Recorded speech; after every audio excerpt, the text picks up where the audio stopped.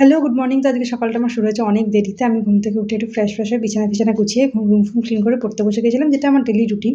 তারপরে আমি এখানে চলে গেছিলাম আমার একটু হেলথ ড্রিংকটা প্রিপেয়ার করতে, যেটা আমি মাঝখানে বন্ধ রেখেছিলাম, স্টপ করেছিলাম। কারণ গরমকালে আমি এটা নিচ্ছিলাম না। কারণ এটা খেলে শরীরটা গরম থাকে, তো তখন নেওয়ার দরকার নেই। তো এখন যেহেতু শীতকালটা পড়েছে, তাই জন্য আমি আবার খাওয়া শুরু করেছি। অবভিয়াসলি ডায়েটিশিয়ান এর পারমিশন নিয়েই করছি। তোমরাও যদি করে থাকো ডায়েটিশিয়ান এর পারমিশন নিয়ে করো।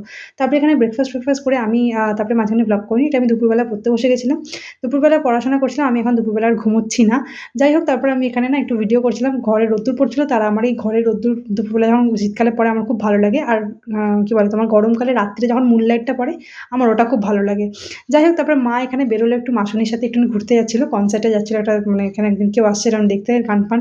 ওই মোনালি ঠাকুর, অনিক ফনিক এরা আসছে, কেউ আসছে। যাই হোক, তো আমি এখানে মজা করছিলাম মাসুনির সাথে, যে ভিডিও করছি, ফটো করছি। আর মাসুনি বলছে, "করবি না, কোথাও দিবি না", এরকম সব হচ্ছিল। তারপরে মা মাসুনিকে টাটা বাই বাই বলে আমরা তারপরে কি করলাম সেটা আসছে নেক্সট ভ্লগে। তো চ্যানেলটাকে সাবস্ক্রাইব করতে একদম ভুলো না। তো চলো টাটা।